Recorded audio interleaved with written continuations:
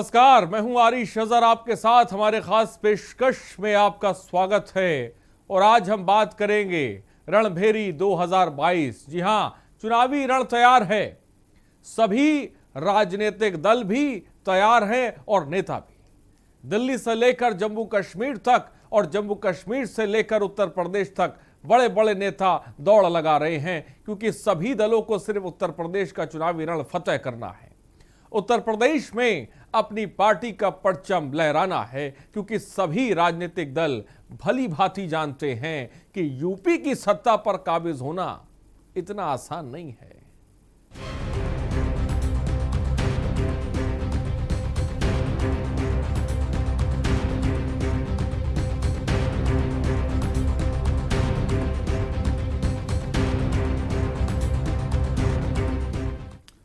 और शुरुआत करते हैं, जी हां, धर्म से राजनीति।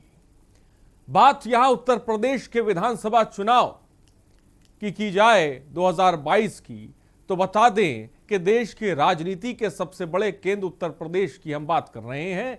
अब जब बात यूपी की हो तो धर्म और जाति इस पर बात करे बगैर किसी भी राजनीतिक दल के लिए सत्ता हासिल करना मानो आसमान में चमकते तारे गिनना जितना कठिन है। इसलिए सभी राजनीतिक दल अब यूपी के सिंहासन पर बैठने के लिए धर्म से राजनीति करने में लग गए हैं।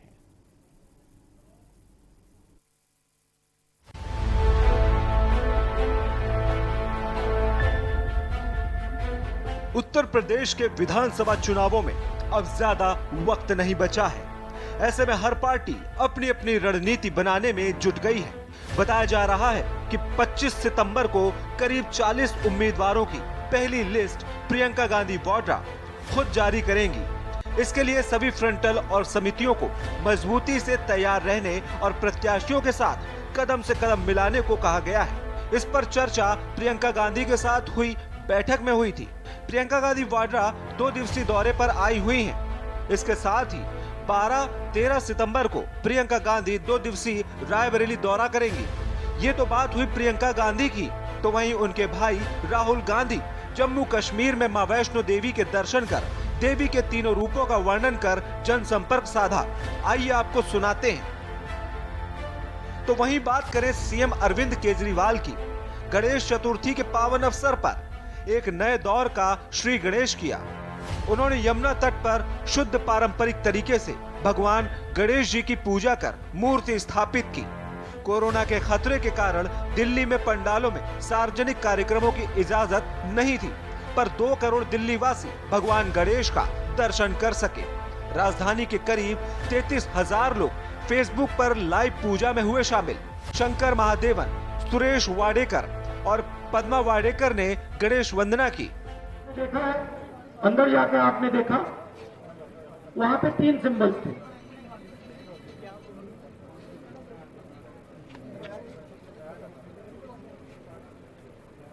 दुर्गा जी, लक्ष्मी जी और सरस्वती। सही बोला? आपने देखा? अब दुर्गा, जिसको हम दुर्गा मां कहते हैं, दुर्गा क्या है? दुर्गा शब्द दुर्ग से आता है। सही? दुर्गा मां मतलब वो शक्ति जो रक्षा करती है। सही बोला? ठीक है। लक्ष्मी की हम पूजा करते हैं। लक्ष्मी शब्द कहां से आता है? नहीं, नहीं, ये गलत है। ये आप कर रहे हो, ये गलत है। ये लक्ष्मी नहीं है। मैं आपको आज बताने आया हूं। लक्ष्मी का मतलब वो शक्ति जो लक्ष्य को पूरा करती है। अगर आपका लक्ष्य पैसा है तो फिर जो आपने बोला वो सही है। तो वहीं आम आदमी पार्टी के यूपी प्रभारी और राज्यसभा सांसद संजय सिंह आरोप गिना रहे थे।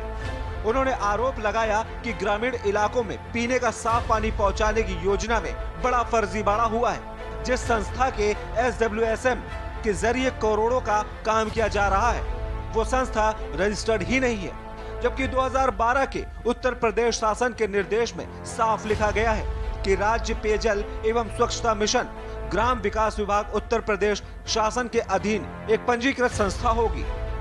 जल जीवन मिशन के भ्रष्टाचार को लेकर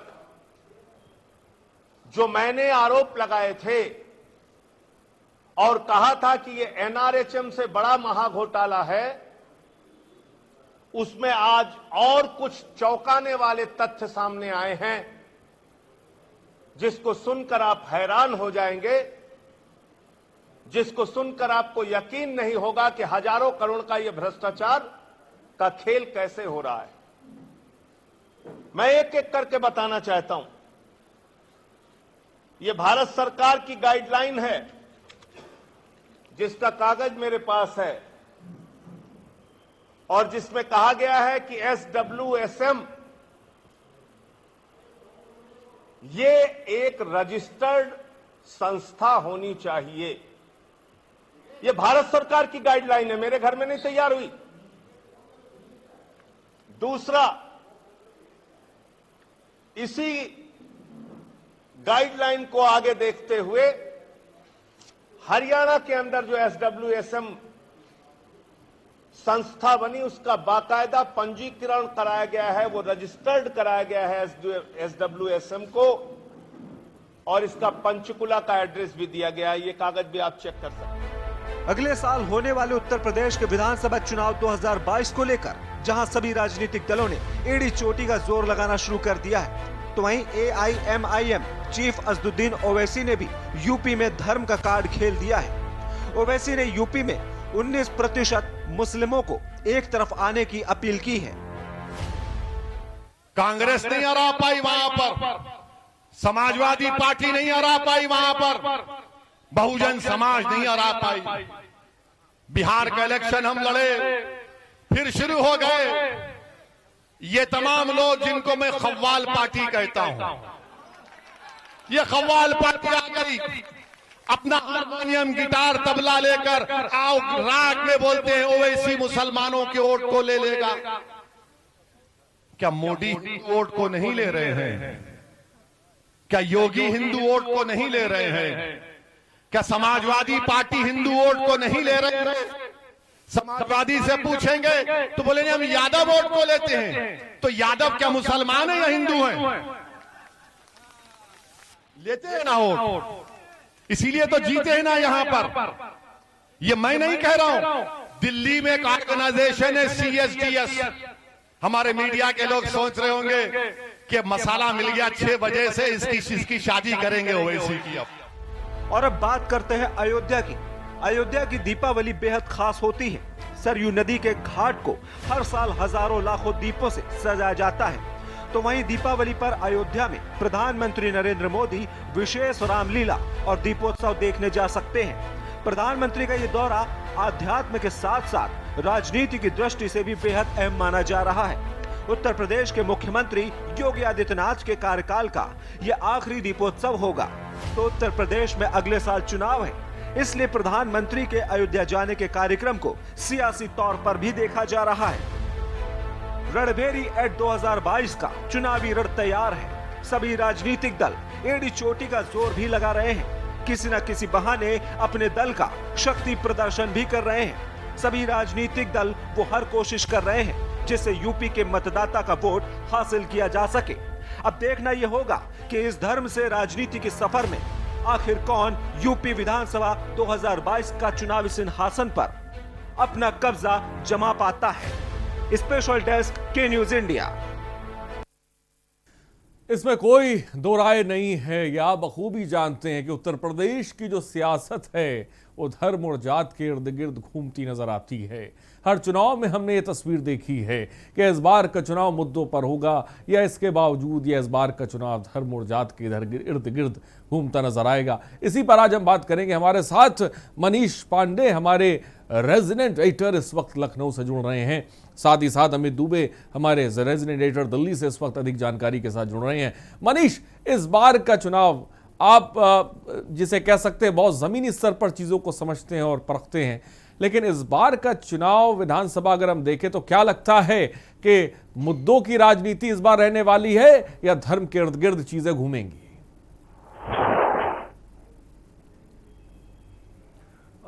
देखिए हरीश, जैसा कि पहले ही आपने बताया कि जो उत्तर प्रदेश का चुनाव बिना धर्म और मजहब के संभव नहीं है, तो निश्चित रूप से इस बार भी वैसा ही हो रहा है। बिना मजहबी सियासत के उत्तर प्रदेश में सरकार बनाना बड़ा मुश्किल सा दिख रहा है इस बार।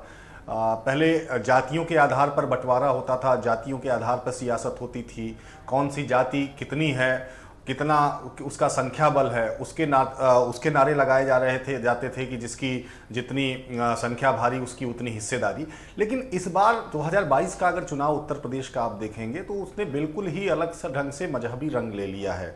चाहे ओवैसी हों, अखिलेश यादव हों, मायावती हों या प्रियंका गांधी, सभी लोग अगर देखेंगे तो कहीं ना कहीं अपने चुनावी दौरों में या अपने संबोधन में जब भी वो बातचीत करते हैं तो उसमें आपको मजहबी रंग थोड़ा सा जरूर दिख जाएगा। ओवैसी, अभी थोड़ी देर पहले ओवैसी की जो आप वीडियो दिखा रहे हैं तो उसमें साफ तौर से उन्होंने मुस्लिम वोटरों को फोकस किया, मुस्लिम वोटरों पर कहा कि बाकी जो पार्टियां हैं वो अगर बीजेपी हिंदुओं का वोट लेती है तो हम मुसलमानों का वोट क्यों ना लें।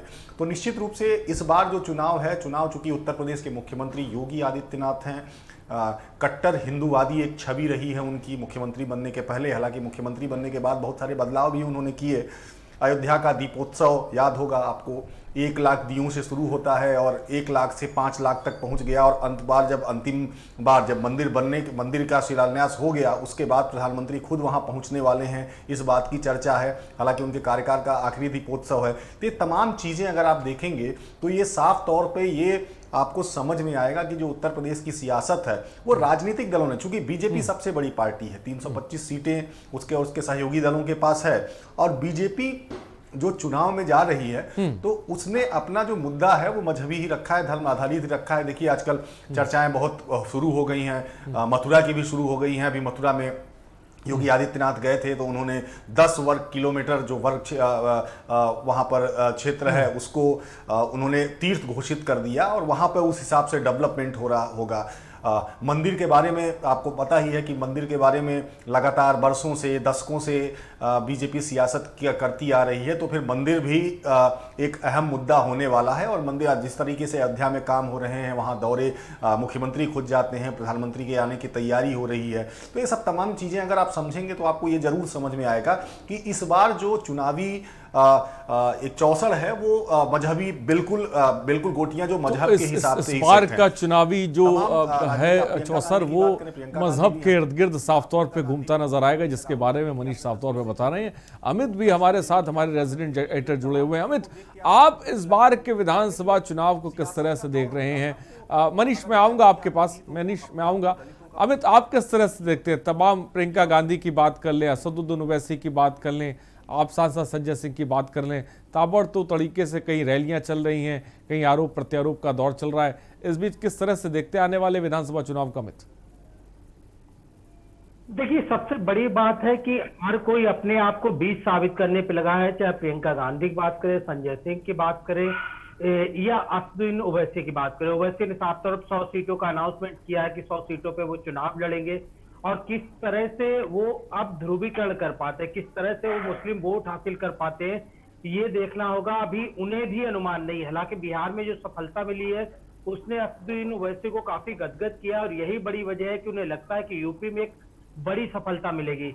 और जहां तक प्रियंका गांधी की बात करें, कांग्रेस भले ही तमाम पार्टियां कहे कि कांग्रेस साफ हो चुकी है, कांग्रेस का यूपी में अस्तित्व तो नहीं है, लेकिन सबसे बड़ी चीज की प्रियंका गांधी का जो क्रेज यूपी में उसे नकारा नहीं जा सकता। जहां तक आम आदमी पार्टी की बात है, क्योंकि अब आम आदमी पार्टी को लगता है कि तमाम विकल्प जो है यूपी में योगी आदित्यनाथ सामने शायद बौने साबित हो रहे हैं, क्योंकि दिल्ली का जो केजरीवाल मॉडल है, जिस तरह से महिलाओं को फ्री यात्रा दी गई है, पानी फ्री किया गया है, बिजली पे सब्सिडी दी गई है, तमाम सारे पहलू है कि इन पहलुओं पे यूपी की जनता को भी ध्यान आकर्षित किया जाए। और यही बड़ी वजह है कि संजय सिंह लगातार न सिर्फ प्रयास कर रहे हैं, बल्कि मुख्यमंत्री या डिप्टी सीएम मनीष सिसोदिया की बात करें, उनकी भी नजर लगातार यूपी और उत्तराखंड दोनों राज्यों पे बनी हुई है। दूसरी बात, हम एक सॉफ्ट नृत्य करते हैं, क्योंकि 2014 का चुनाव गुजरा, 2017 गुजरा, 2019 का गुजरा, और तमाम पार्टियां जो है वो बीजेपी को लगातार कोसती रही है कि कैसे ये हिंदुओं की राजनीति करते, कैसे ये समाज में ध्रुवीकरण की बात करते हैं, समाज में बंटवारे की बात करते हैं, तमाम तरह की बातें हो चुकी हैं। अब इन पार्टियों को जब ये लगने लगा है कि इन चीजों का कोई असर नहीं हुआ, 14 में भी बीजेपी जीती लोकसभा चुनाव, 17 में यूपी चुनाव जीतती है, 19 में लोकसभा चुनाव जीतती है, तमाम टॉपिक चाहे वो नोटबंदी की बात करें, जीएसटी की बात करें, तमाम मुद्दे जो है वो धरे के धरे रह गए, जिन्हें लेके विपक्ष अति उत्साहित था कि जिस तरह से नोटबंदी हुई है उसके बाद मोदी सरकार चली जाएगी।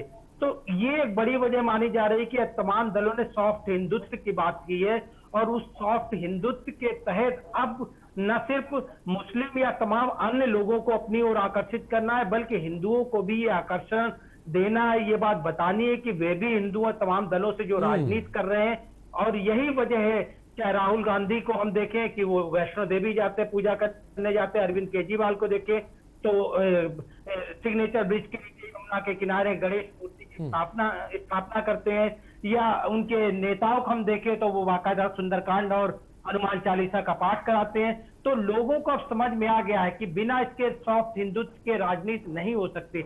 यही अब चूंकि मार्च अप्रैल में चुनाव होना है, नेक्स्ट ईयर चुनाव होना है, तो ऐसे में मार्च तक जो चुनाव होना उससे पहले किस तरह की भूमिका तैयार की जाए, अपने आप को अन्य पार्टियों से बेहतर जनता के बीच में लाया जाए, और इसे लेके लगातार जद्दोजहद देखने को मिल रही है। बड़ी बात अमित ने साफ तौर पे कही कि सॉफ्ट हिंदुत्व का संदेश तमाम पार्टियां देने की कोशिश कर रही हैं। फिलहाल आप दोनों हमारे साथ बने रहिए। तो यूपी के मतदाताओं का दिल कौन जीत पाएगा, ये तो फिलहाल भविष्य के घर में छिपा हुआ है, लेकिन ये इसमें कोई दो राय नहीं है कि धर्म की सियासत उत्तर प्रदेश में अपने चरम पर होती है। लेकिन सवाल ये है क्या इस बार का जो चुनाव आने वाला है वो किन मुद्दों पर होगा, ये देखने वाली बात होगी। रुकते एक छोटे से ब्रेक के लिए धर्म से राजनीति पर चर्चा जारी रहेगी।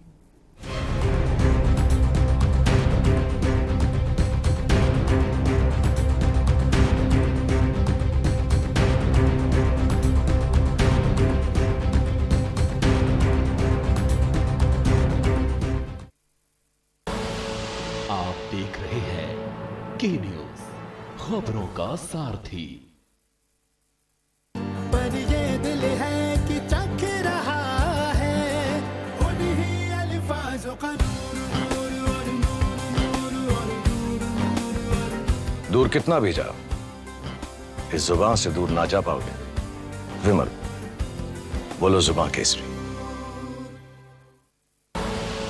आप देख रहे हैं के न्यूज, खबरों का सारथी।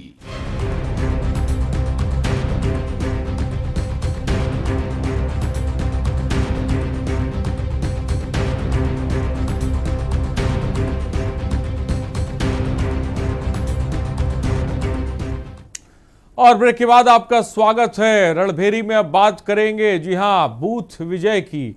विधानसभा चुनाव को लेकर बीजेपी काफी एक्टिव नजर आ रही है और इसी क्रम में आज से बीजेपी बूथ विजय अभियान शुरू करने जा रही है।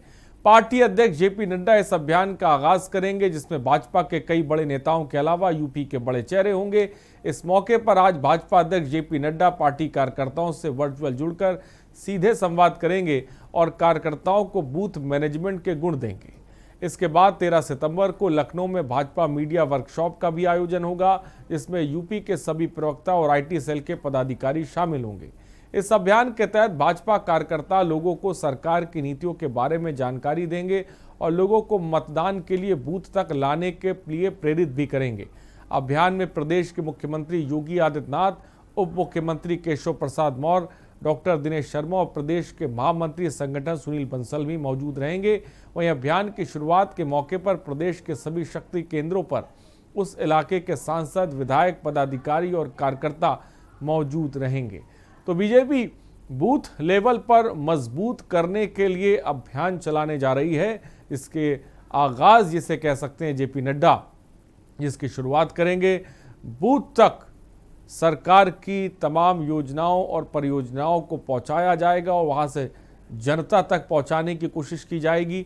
4 बजे आपको बता दें सभी को संबोधित करेंगे। 2022 के चुनाव में जीत के लिए ये अभियान शुरू होगा, जिसमें जेपी नड्डा साहब जीत के मंत्र देंगे। आने वाले चुनाव किस पार्टी के लिए कितने बड़े चुनौती भरे रहेंगे ये तो फिलहाल वक्त की बात है, लेकिन बात हम आम आदमी पार्टी की करें या फिर AIMIM की करें, तमाम पार्टियां अपनी किस्मत आजमाने भी उतर चुकी हैं।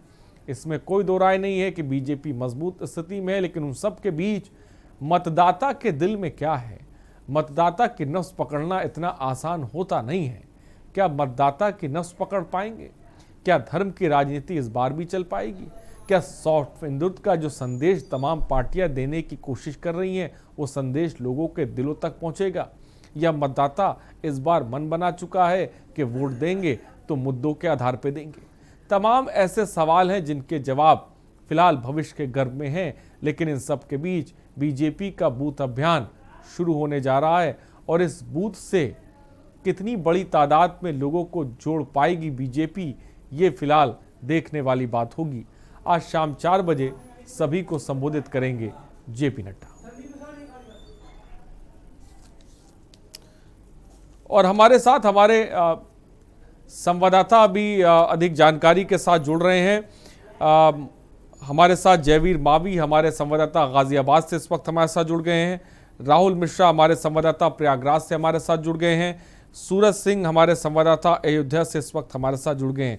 सीधे जयवीर मावी के पास चलते हैं। जयवीर, थोड़ी देर में जिसे कह सकते हैं अब से कुछ ही घंटों बाद JP नड्डा साहब तमाम पार्टी के नेताओं को संबोधित करेंगे।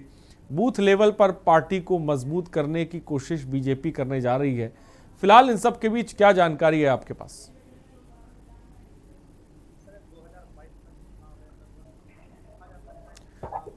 जयवीर, क्या मुझे सुन पा रहे हैं आप? तो शायद जयवीर तक मेरी आवाज नहीं पहुंच पा रही। राहुल मिश्रा, क्या मुझे सुन पा रहे हैं आप? राहुल मिश्रा, अब से कुछ ही घंटों बाद आपको बता दें JP नड्डा साहब वीडियो कॉन्फ्रेंसिंग के माध्यम से तमाम बीजेपी के कार्यकर्ताओं को संबोधित करेंगे, ज्ञान का मंत्र देंगे। फिलहाल अगर हम बात करें प्रयागराज की तो किस तरह की तैयारियां वहां पर देखने को मिल रही हैं और क्या तस्वीर है? जी, आपको बता दें आज प्रयागराज में राष्ट्रपति महोदय आए, जिसकी अगवानी के लिए CM आदित्यनाथ योगी और केशव प्रसाद मौर्य भी लगे और उसके बाद अपने जितने कार्यकर्ताओं थे उन्हें बताए और 4 बजे आज इनका अभियान है। इस अभियान का छोटे से बड़े कोई भी पदाधिकारी हो सब मिल करके बूथ पर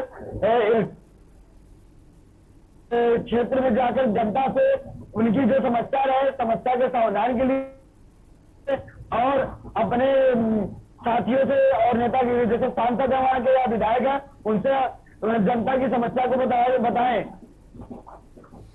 तो साफ तौर पे आपने सुना राहुल मिश्रा को। सूरज सिंह हमारे संवाददाता अयोध्या से हमारे साथ है। सूरज, अयोध्या धर्मनगरी जिसको लेकर तमाम पार्टियों को अयोध्या आकर्षित भी करती रही है, लेकिन इस बीच अगर हम बात करें तमाम बड़े बड़े मुद्दे हैं, धर्म की सियासत है, लेकिन लोगों से आपकी बात हुई होगी, उनके जहन में क्या कुछ चल रहा है? क्या इस बार का चुनाव मुद्दों के आधार पर होने वाला है?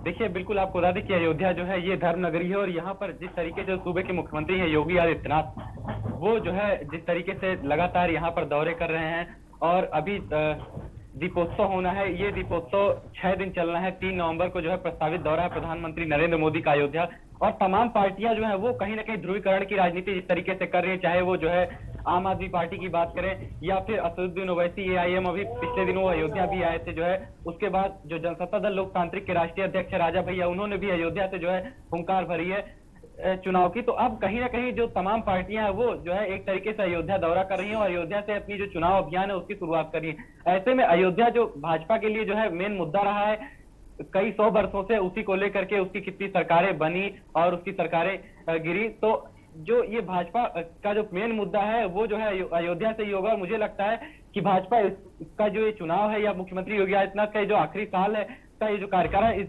दीपोत्सव के माध्यम से जो है इसको पूरा साधने की कोशिश करेगी भाजपा। और प्रधानमंत्री का जो दौरा है अयोध्या, ये कई मायनों में राजनीतिक तौर पर बड़ा हो जाता है क्योंकि प्रधानमंत्री अयोध्या आएंगे और वो यहाँ से जो चुनाव के समीकरण होंगे वो जो है यहीं से तैयार होंगे। जी तो साफ तौर पे सूरज ने बताया कि सीधी बात है, प्रधानमंत्री का दौरा भी है, दीपोत्सव भी होगा। इन सब के बीच बीजेपी एक संदेश देने की कोशिश भी करेगी अयोध्या की सरजमी से। हमारे साथ जयवीर मावी हमारे साथ है। जयवीर, आपके पास क्या जानकारी है भाई? 4 बजे आपको, जैसा कि हम दर्शकों को बता रहे हैं, वीडियो कॉन्फ्रेंसिंग के माध्यम से बूथ लेवल के जो कार्यकर्ता हैं तमाम लोगों को जेपी नड्डा साहब संबोधित करेंगे, जीत का मंत्र देंगे। फिलहाल जयवीर, क्या जानकारी है?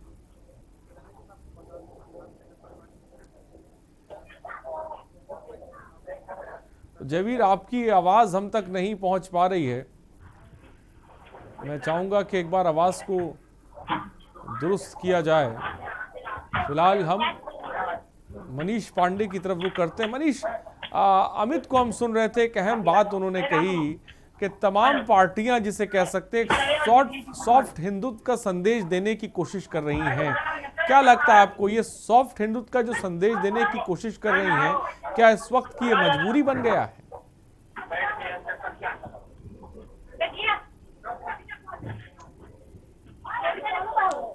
मनीष, क्या मेरी आवाज आप तक पहुंच रही है?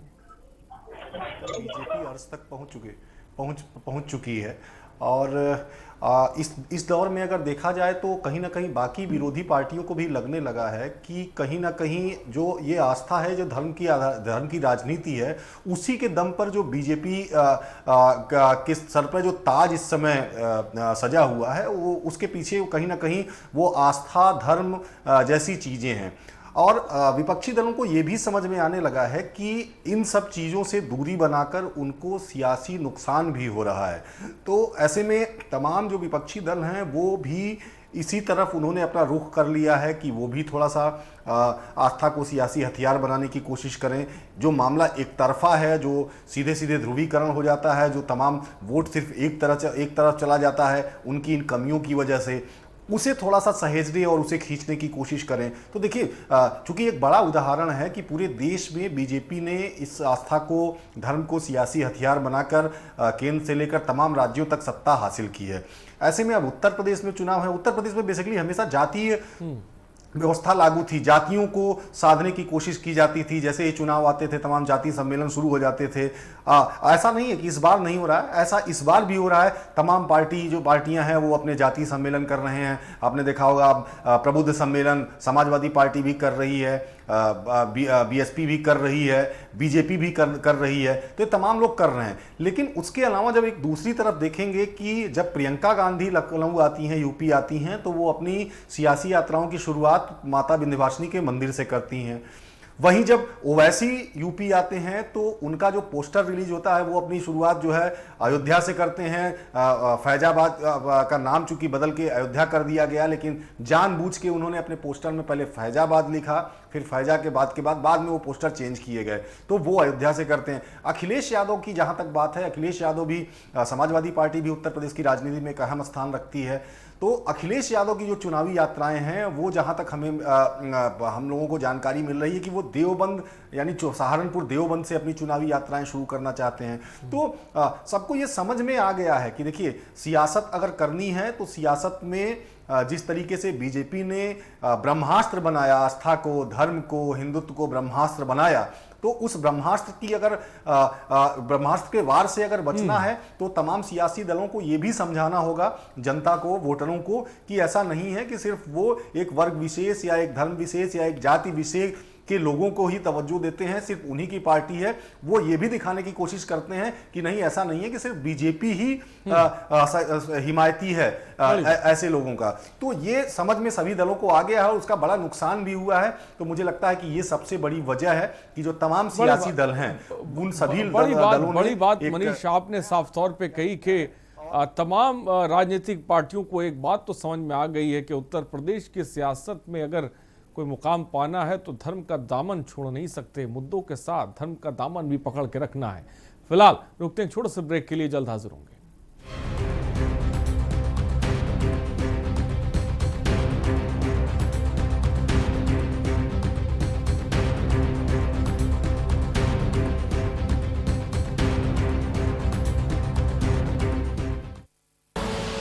आप देख रहे हैं के न्यूज़, खबरों का सारथी।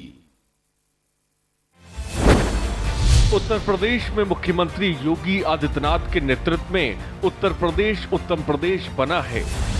सरकार के मजबूत इरादे और विकास की दूरदर्शिता से हर प्रदेशवासी का हर सपना साकार हो रहा है। चाहे गरीब हो या किसान, मजदूर हो या महिला नौजवान, हर तबके को उसका हक मिल रहा है। प्रधानमंत्री स्वनिधि योजना के तहत रेहड़ी लगाने वालों को 10,000 रुपए का लोन का लाभ दिया।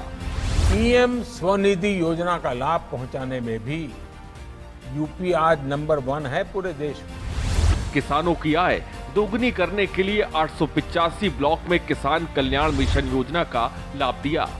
हर घर नल योजना से 30,000 ग्राम पंचायतों में शुद्ध पेयजल की योजना को क्रियान्वित किया। भयमुक्त प्रदेश के लिए अपराधियों के खिलाफ गैंगस्टर अधिनियम के तहत कार्रवाई कर 15 अरब 74 करोड़ रुपए से अधिक की अवैध संपत्तियों का जब्तीकरण किया। प्रदेश में महिलाओं की सुरक्षा सम्मान के लिए मिशन शक्ति 3.0 की शुरुआत की गई है। प्रदेश वासियों को योजनाओं का लाभ देने में यूपी सरकार जी जान से जुटी है। शहर से गांव तक और सक्षम से गरीब तक को यूपी सरकार ने अपनी योजनाओं का लाभ दिया है। योगी सरकार में स्वर्णिम यूपी का सपना पूरा हो रहा है। योगी सरकार, सपने साकार। जुबान के लिए उड़ चला गैरों की ज़मीं पर, खुशबू अपने पन की ढूंढता और दूर कितना भी जा, इस जुबान से दूर ना जा पाओगे। विमल, बोलो जुबान केसरी। आप देख रहे हैं के न्यूज, खबरों का सारथी।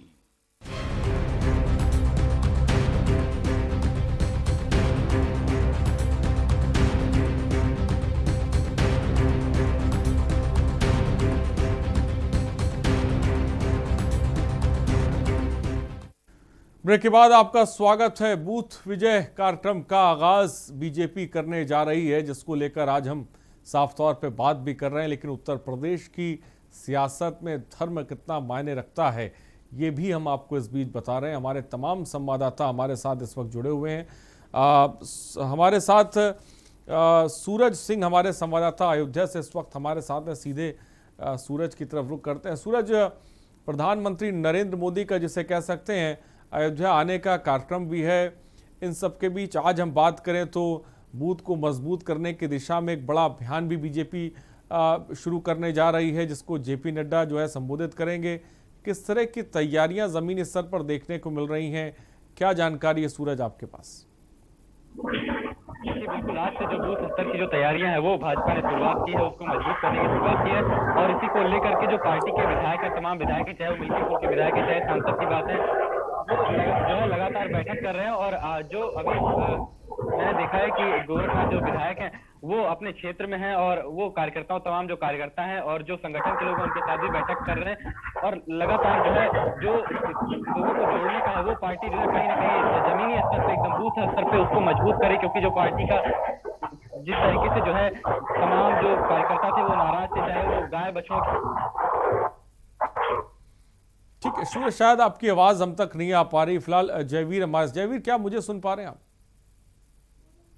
जी जयवीर, क्या जानकारी है? आज आपको बता दें कि 2022 के चुनाव को लेकर भारतीय जनता पार्टी ने पूरी तरह से कमर कस ली है। आज उत्तर प्रदेश के उप मुख्यमंत्री दिनेश शर्मा गाजियाबाद के लौनी में इस समय प्रबुद्ध कार्यक्रम को संबोधित कर रहे हैं। वहीं उसके बाद उनके गाजियाबाद में ही 3 अन्य कार्यक्रम भी हैं। उसके अलावा जो भारतीय जनता पार्टी के तमाम चाहे विधायक हो, सांसद हो, उन सभी लोगों से उनकी मुलाकात होनी है। तो कहीं ना कहीं जो भारतीय जनता पार्टी इस प्रबुद्ध कार्यक्रम के माध्यम से 2022 के जो चुनाव है उसका आगाज कर रही है। और आपको बता दें कि आज सुबह से जिस तरह बारिश पड़ रही, तो कहीं ना कहीं कार्यक्रम में भी बाधा पड़ी है। पूरी तरह से जो लोग जिस तरह की जो तैयारियां की गई थी वो कहीं ना कहीं कम नजर आ रही है। और जल भराव की जो समस्या है उसको लेकर जो स्थानीय निवासी वो भी एक तरफ प्रदर्शन कर रहे हैं, विरोध कर रहे हैं। और उनका कहना है कि जो जल निकासी की उनकी जो समस्या है, जब तक समस्या का समाधान नहीं होगा वो। और वही मैं आपको बता दूं कि जिस तरह दिनेश शर्मा का आज लौनी कार्यक्रम है, वहां पर भी जो कार्यक्रम स्थल है उसके बाहर भी पूरी तरह से पानी भरा हुआ था। हालांकि जो नगर निगम की जो टीम है, जो गाजियाबाद लौनी नगर पालिका की जो टीम थी, उसने उस पानी को निकालने का कार्य किया है। वहीं पूरी तरह से भारतीय जनता पार्टी चुनावी मैदान में उतर चुकी है। और बूथ आयोजित कार्यक्रम, जो जिस तरह बूथ जिताओ कार्यक्रम के तहत जो कार्यकर्ता है उनको प्रशिक्षण भी दिया जा रहा है, ताकि बूथ जीतेंगे तभी वो पूरा प्रदेश जीत पाएंगे। तो इस तरह की जो योजनाएं हैं भारतीय जनता पार्टी की, तमाम जो कार्यकर्ता हैं पूरी तरह से लगे हुए हैं। जिस तरह धर्म की राजनीति की बात करते हैं तो कहीं ना कहीं चुनाव में धार्मिक जो एंगल है उसको बहुत महत्वपूर्ण तरीके से देखा जा सकता है। और जो धार्मिकता है, क्योंकि जो युवा वर्ग है जो पश्चिम उत्तर प्रदेश की बात करें तो कहीं ना कहीं धर्म के आधार पर भी भारतीय जनता पार्टी को वोट करेगा। और काम की बात करें तो काम के जिस तरह से जो दावे किए जाते हैं कहीं ना कहीं वो दावे फेल नजर आ रहे हैं। लेकिन फिर भी जो भारतीय जनता पार्टी की जो स्थिति है अभी पूरी तरह से कहा जा सकता है कि जो चुनाव में लगे हुए हैं और तमाम जो राजनीतिक दल है वो भी ठीक है, तमाम राजनीतिक दल, इसमें कोई दो राय नहीं, जयवीर लगे हुए हैं। फिलहाल ये देखना दिलचस्प है कि मतदाता की नफ्स कौन पकड़ पाता है।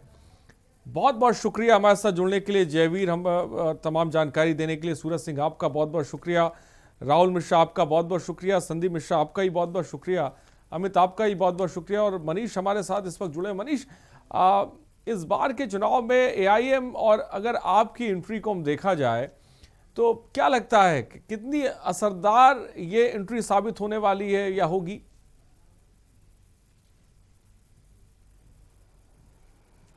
देखिए यार, थोड़ी सी चीज़ों को समझना पड़ेगा। एआईएम उत्तर प्रदेश से चुनाव लड़ने आ रही है। उन्होंने अपनी सभाओं की शुरुआत भी कर दी। उनका तीन जिलों का कार्यक्रम था और फिर 3 जिलों का कार्यक्रम आ गया है। उनकी कोशिश ये है कि वो जहां भी जा रहे हैं मंच पे, अगर उसमें एक खास बात अगर आप देखेंगे तो उनका हमला भारतीय जनता पार्टी पे उतना नहीं होता है जितना समाजवादी पार्टी के ऊपर होता है। उनका ये कहना है कि सपा और बसपा ने अभी तक जो है उत्तर प्रदेश के जो मुस्लिम वोटर हैं उनको ठगा है, और बीजेपी के राज में तो ऐसा संभव नहीं है कि बीजेपी की सरकार में तो मुसलमान हाशिए पर आ ही गए हैं। तो उनका जो ये हमला है ये कहीं ना कहीं अगर देखा जाए तो कहीं ना कहीं भारतीय जनता पार्टी को फायदा पहुंचाएगा, ठीक उसी तरह जैसा कि आपने बिहार में देखा। दूसरी बात, आम आदमी पार्टी की अगर आप बात करें, आम आदमी पार्टी के इकलौते नेता संजय सिंह उत्तर प्रदेश में लगातार प्रेस कॉन्फ्रेंस, करप्शन को लेके तमाम खुलासे कर रहे हैं, अपनी मौजूदगी दर्शाने की कोशिश कर रहे हैं। हाँ, इतना जरूर है कि आम आदमी के सक्रिय होने से भी जो फायदा होगा वो भारतीय जनता पार्टी को ही होगा, क्योंकि जो आम आदमी के अगर अब चुनाव लड़ती है उसके जो प्रत्याशी आते हैं तो कहीं ना कहीं जो आपने देखा होगा जो आम आदमी पार्टी की करीबियां हैं या जो वहाँ उस दल में लोग जा रहे हैं वो कहाँ से लोग हैं, वो वही लोग हैं जो समाजवादी पार्टी से निकल के जा रहे हैं, जो बहुजन समाज पार्टी से निकल के जा रहे हैं या कांग्रेस से जा रहे हैं। तो निश्चित रूप से अगर देखा जाए इन दोनों चुनावी पार्टियों की सक्रियता से देखा जाए तो थोड़ा थोड़ा जो इस समय जो विपक्ष में बैठे राजनीतिक दल हैं उनका नुकसान होगा। उदाहरण के तौर पे आप समझिए, संजय निषाद बहुत तेजी से पूर्वांचल से उभरते हैं। संजय निषाद की पार्टी, संजय निषाद का प्रत्याशी जब योगी आदित्यनाथ मुख्यमंत्री बनते हैं और उनकी सदर संसदीय सीट जो गोरखपुर की लोकसभा सीट होती है वो खाली होती है और संजय निषाद इस तरीके से टक्कर देते हैं कि उनका बेटा प्रवीण निषाद उस सीट को हरा देता है। यानी जो मुख्यमंत्री हैं सूबे के, जो अजेय सीट मानी जाती थी भारतीय जनता पार्टी की, वो संजय निषाद ने उस सीट को हरा दिया। फिर उसी संजय निषाद को बीजेपी में वापस लाया जाता है, फिर उनके बेटे को कहीं और से टिकट दिया जाता है, फिर उन्हें वहां से रवि किशन को लड़ाया जाता है और फिर वो रवि किशन वहां से सांसद होते हैं। ये एक नए प्लेयर बन के उत्तर प्रदेश की राजनीति में उतरे। अब उनके साथ क्या हुआ, बीजेपी ने अपने साथ किया और आपने देखा होगा कि जो अभी तमाम स्टिंग और तमाम चीजें चर्चाएं आ रही हैं वो तो थी ही, लेकिन बीजेपी ने एक तरह से बैकडोर से निकाल के मुकेश साहनी की वीआईपी जो पार्टी थी बिहार से वो सामने ले आई। वो उत्तर प्रदेश में आप लखनऊ में अगर आके देखेंगे तो उनकी बड़ी बड़ी होर्डिंग, बड़े बड़े बैनर आपको मिल जाएंगे। तो कहीं ना कहीं जो एक कांटे से कांटा निकालने वाली कहावत है वो कर दिया गया, वो चाहे बीजेपी की रणनीति हो या ऐसे ही हो गया हो। ओम प्रकाश राजभर की स्थिति देख लीजिए। ओम प्रकाश राजभर भी जो भारतीय जनता पार्टी को हमेशा मतलब मुख्यमंत्री के साथ मंत्री रहे, उन्होंने इस्तीफा दिया। पूरे 3 साल 4 साल उन्होंने भारतीय जनता पार्टी को मंचों से गालियां दी, वो एकाएक वो पहुंच जाते हैं बीजेपी के प्रदेश अध्यक्ष से मिलने। तो थोड़ा सा समझना होगा कि देखिए, भले ही ये सियासत और धर्म के आधार पर जो है उत्तर प्रदेश का चुनाव होने वाला है, लेकिन ऐसा नहीं है। बीजेपी अपनी कोशिशों में लगी हुई है कि किसी भी तरीके से उसे उत्तर प्रदेश कांग्रेस की बात करें, प्रियंका गांधी तो फिर 2025 में मनीष, प्रियंका गांधी की बात करें, पूरे जोश के साथ लखनऊ पहुंची हैं, ताबड़तोड़ तरीके से बैठकें ले रही हैं। कांग्रेस की जिसे कह सकते हैं क्या तस्वीर और किस तरह की चुनौतियां कांग्रेस के सामने खड़ी हुई है, क्योंकि कांग्रेस भी एक तरह से पूरी तरह दम जो है वो लगा रही है। देखिए आरिश, दो तस्वीरें अगर आपने देखी होगी कल की, कि कांग्रेस में जब प्रियंका गांधी उत्तर प्रदेश आती हैं तो किस तरीके से वहां भीड़ भाड़ बढ़ जाती है, किस तरीके से कार्यकर्ताओं में जोश आ जाता है। लेकिन उसके अलावा आपको ये भी समझना होगा कि कांग्रेस में उत्तर प्रदेश की जो कांग्रेस कमेटी है वो नई कांग्रेस कमेटी और पुरानी कांग्रेस कमेटी ये दोनों आपस में लड़ रही है। मतलब जो पुराने कांग्रेस के कार्यकर्ता हैं, जो 20 साल से पदाधिकारी रहे, कार्यकर्ता रहे, काम करते रहे, उनका आरोप है कि जो कांग्रेस की नई टीम बनी है या जो नया प्रदेश अध्यक्ष बनाया गया है वो उन पर ध्यान नहीं दे रहे हैं, उनको किनारे कर रहे हैं, उनको खत्म करने में लगे हुए हैं। तो कांग्रेस में प्रियंका के आने से जान तो जरूर आई है, लेकिन कांग्रेस उत्तर प्रदेश में प्रियंका के एंट्री के बाद जो कांग्रेस का जो अंतरकलह है अभी वही समाप्त नहीं होने की तैयारी। आप देखिए बीजेपी पन्ना प्रमुख और बूथ विजय अभियान चलाने जा रही है, लेकिन अभी भी आज प्रियंका गांधी बैठकर जो ब्लॉक लेवल के कार्यकर्ता हैं, ब्लॉक लेवल के कार्यकर्ता हैं, न्याय पंचायत लेवल के कार्यकर्ता हैं, उनसे बात कर रही, फीडबैक ले रही हैं, जबकि ये काम बहुत पहले करना चाहिए था। तो कहीं ना कहीं कांग्रेस भी बहुत लेट लतीफ है, बहुत देर से कांग्रेस में प्रियंका गांधी की यहां उत्तर प्रदेश में वो एंट्री हो रही है, और जो अंदर का पार्टी का अंतर कला है वो कहीं ना कहीं बहुत ज्यादा कांग्रेस को उत्तर प्रदेश में पनपने नहीं देगा। हां, कुछ स्थिति मजबूत जरूर होगी, पहले से मजबूत होगी, हो सकता है कि 1-2 सीटें बढ़ जाए कांग्रेस की, या हो सकता है कुछ और चमत्कार हो जाए, ऐसा कुछ कहा नहीं जा सकता। लेकिन जो वास्तविक स्थिति कांग्रेस की है आलिश, वो ये है कि कांग्रेस मतलब नए और पुराने के बीच का जो समय है। मनीष, मैं आपको रोकना चाहूंगा, इस बीच एक बड़ी खबर हम दर्शकों को बताने जा रहे हैं। बड़ी खबर इस वक्त की, गुजरात के सीएम विजय रूपाणी का इस्तीफा। अचानक इस्तीफे से राजनीति गर्मा गई। गुजरात से इस वक्त की बड़ी खबर आपको बता रहे हैं, अहमदाबाद में राजनीतिक हलचल तेज हो गई है। सीएम के इस्तीफे से राजनीतिक हलचल तेज। गुजरात के सीएम विजय रूपाणी ने इस्तीफा दिया,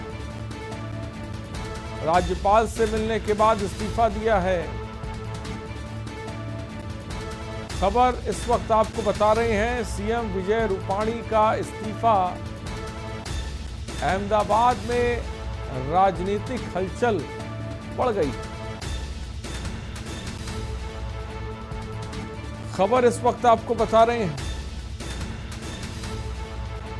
गुजरात से, और हमारे साथ हमारे प्रधान संपादक दुर्गेन जी इस वक्त जुड़ गए हैं। दुर्गेन जी, अहमदाबाद में जिसे कह सकते हैं हलचल बढ़ गई है, गुजरात के मुख्यमंत्री ने इस्तीफा दे दिया है सर। निश्चित तौर पर ये देखने में आरिस अप्रत्याशित राजनीतिक घटनाक्रम लग रहा है, क्योंकि अभी विजय रूपाणी के इस्तीफा देने या देंगे, अभी हालिया इस तरह की कोई सुखबुझाहट या खबरें नहीं थी। आज विजय रूपाणी अभी थोड़ी देर पहले राज्यपाल से मिले और उन्होंने त्यागपत्र दे दिया। त्यागपत्र देने के बाद उन्होंने कहा कि अब किसी दूसरे कार्यकर्ता, मैं एक सामान्य सा कार्यकर्ता हूं, नरेंद्र मोदी का उन्होंने धन्यवाद किया कि उन्होंने मेरे जैसे एक सामान्य कार्यकर्ता को मौका दिया, और अब वो संगठन में कार्य करना चाहते हैं, ऐसी उन्होंने इच्छा जताई है कि वो संगठन में काम करेंगे। अब जो प्रशासनिक दायित्व था वो अब उनसे हट गया है, और उन्होंने नेतृत्व का आभार दिया। और सबसे बड़ी बात, वो रूपाणी इस बात पर ज्यादा जोर रहे हैं कि नए नेतृत्व से गुजरात का विकास हो, ऐसी उनकी भी इच्छा है। लेकिन जो इसके पीछे की जो बैकग्राउंड है, जो कथा है, वो मैं अपने दर्शकों को बताऊंगा कि एक भारतीय जनता पार्टी ने एक पूरे देश में इस तरह का मॉडल रखा है कि जहां लगातार सीएम के कार्यों की समीक्षा हो रही है, जो उनके भाजपा शासित राज्यों के मुख्यमंत्री हैं। इस कड़ी में पहले त्रिवेंद्र सिंह रावत हटे, फिर उसके बाद एक जोर लगाया गया कि योगी आदित्यनाथ को हटाया जाए उत्तर प्रदेश से और नया नेतृत्व लाया जाए, चुनाव करीब है उत्तराखंड यूपी में। उसके बाद जब यहाँ एक तरीके से लगा कि नहीं, योगी को हटाना बहुत मुश्किल है, तो आप देखिए कर्नाटक के मुख्यमंत्री येदियुरप्पा को हटाया गया, उनकी जगह नए सीएम बनाए गए, और जो जिस समुदाय से वो आते थे उसी का नेता रखा गया। इसी तरह इसी कड़ी में आप गुजरात को भी देखिए, जो एक परिवर्तन बीजेपी में चल रहा है ना चुनाव के करीब। अगले साल गुजरात में चुनाव है, और वहाँ जो पिछला चुनाव था बहुत मुश्किल से बीजेपी सत्ता में आ पाई थी, 100 से नीचे आ गई थी। ये अपने आप में बहुत बड़ी घटनाक्रम था राजनीतिक। वहां पर जिस तरीके से हार्दिक पटेल ने उस दौर में, जब वो किसी पार्टी में नहीं थे, तो एक तरीके से बीजेपी को उन्होंने पानी पिला दिया था, शुद्ध भाषा में अगर कहें। तो अब हार्दिक पटेल कांग्रेस के कार्यकारी अध्यक्ष हैं।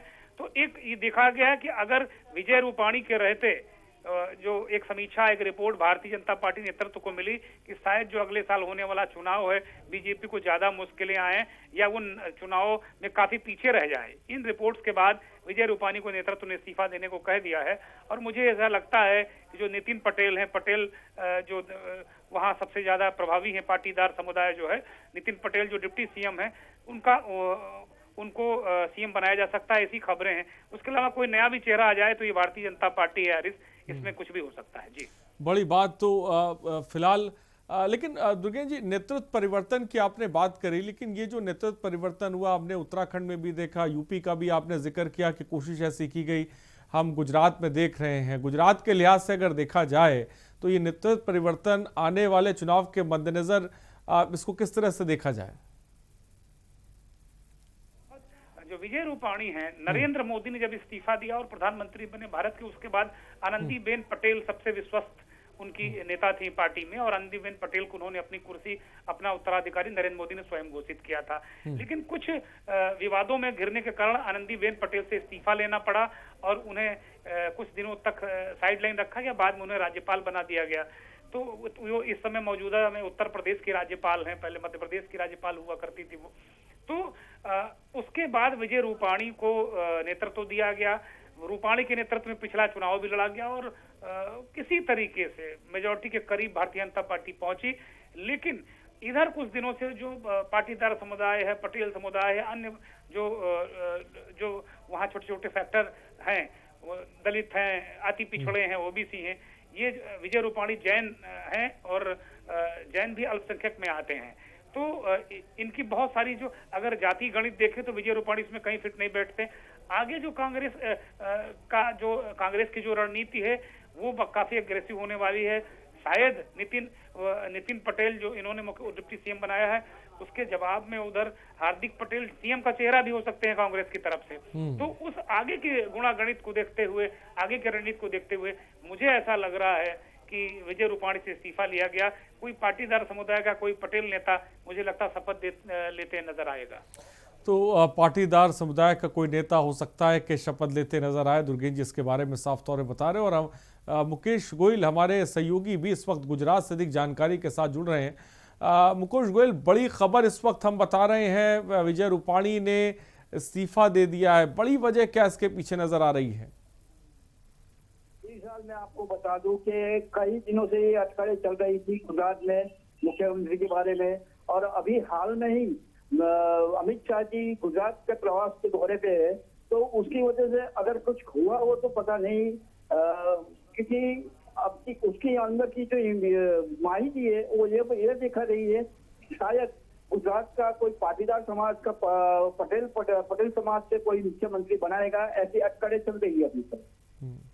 ओके, लेकिन अचानक इस्तीफा दे देना, क्योंकि इस तरह की खबरों के बारे में कोई जानकारी नहीं थी, लेकिन अचानक इस्तीफा दे देना, इसको किस तरह से देखा जाए और कौन चेहरा होगा आने वाले वक्त में? अगर गुजरात की बात करें, गुजरात का नेतृत्व किसके हाथ में होगा, इसके बारे में कोई अपडेट मिल पा रही है?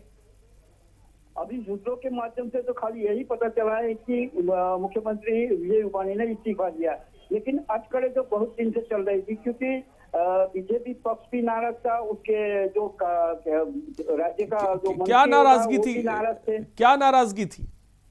नाराजगी शायद कोई की वजह से हुई या कुछ दूसरी कोई वजह से, लेकिन नाराजगी जरूर हुई थी मुख्यमंत्री रूपाणी की वजह से। तो साफ तौर पे मुकेश गोयल को आपने सुना, बहुत बहुत शुक्रिया मुकेश हमारे साथ जुड़ने के लिए। दुर्गेश सर, नाराजगी, हमारे सहयोगी हमारे साथ जुड़े थे साफ तौर पे, जो कह रहे थे कहीं ना कहीं कोई नाराजगी है जो एक बहुत बड़ी वजह है इस्तीफे की। सर नहीं, निश्चित तौर पर नाराजगी क्या, इधर देखिए वहाँ कुछ ठेके पट्टों का भी मसला इधर हाल में कुछ एक साल के अंदर हुआ है वहाँ पर, तो उसको लेकर भी विजय रूपाणी के खिलाफ वहाँ एक माहौल बनाया गया अंदर। और अभी हाल में देखा गया कि जो डिप्टी सीएम नितिन पटेल हैं वो एक जो अब आप देखें पूरे अगर देश के सिनेरियो को देखें तो भारतीय जनता पार्टी ने का एक सिर्फ एजेंडा पूरे देश में शुरू से रहा, इस समय बहुत हार्ड एजेंडा है हिंदुत्व। और एक सुर में जितने उनके नेता हैं सब इसी सुर में बोलते नजर आ रहे हैं, चाहे कर्नाटक का सीएम हो, चाहे यूपी के सीएम हो, चाहे मध्य प्रदेश के सीएम हो। और वही हाल अगर देखें तो गुजरात के डिप्टी सीएम नितिन पटेल के हाल में कुछ इस तरह के बड़े अजब गजब बयान आए थे। तो ये देखा गया कि विजय रूपानी एक तो जो इनका कट्टर हिंदुत्व है उसके फ्रेम में बहुत फिट नहीं बैठते रहे। हाल में जो पार्टी के अंदर भी विजय रूपानी के खिलाफ स्वर उठने लगे थे। और जो मैंने सबसे महत्वपूर्ण आपको बात बताई, दर्शकों को भी यही बताना चाहूंगा कि वो जैन समुदाय से आते हैं, जो जिनकी संख्या बहुत सारी नहीं है। और अब ये तय है कि अगर पाटीदार समुदाय का, पटेल समुदाय का अगर व्यक्ति भारतीय जनता पार्टी उसको नेतृत्व नहीं देगी तो इसका बहुत ज्यादा फायदा कांग्रेस को मिलने वाला है, क्योंकि बहुत लंबे समय से हार्दिक पटेल को कांग्रेस कार्यकारी अध्यक्ष बनाए हुए है। और जहां तक मेरी पास खबर है, हार्दिक पटेल सीएम का चेहरा होंगे कांग्रेस का। तो ये मुकाबला जो 2023 में होने वाला है उससे एक साल पहले अपने कील काटे बीजेपी दुरुस्त कर रही है। सीएम के इस्तीफे को इसी दृष्टि से देखा जाना चाहिए। बड़ी बात दुर्गेश जी ने साफ तौर पे कही। फिलहाल बहुत बहुत शुक्रिया सर हमारे साथ जुड़ने के लिए। तो कील काटे जो है बीजेपी दुरुस्त कर रही है, 2023 के मद्देनजर देखा जाए चेहरा कौन होगा, फिलहाल इसको लेकर पाटीदार पटेल समाज की तरफ इशारा जा रहा है, लेकिन फिलहाल थोड़ा वक्त का इंतजार है। बड़ी खबर आपको बता रहे हैं, अहमदाबाद में राजनीतिक हलचल तेज हो गई। गुजरात के मुख्यमंत्री ने इस्तीफा दे दिया।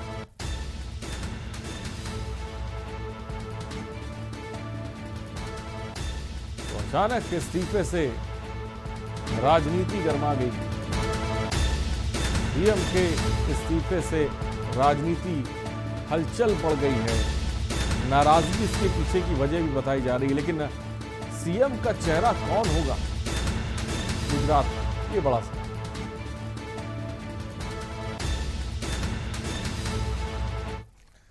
तो बड़ी खबर। और दूसरी तरफ जिस मुद्दे पर हम बात कर रहे थे कि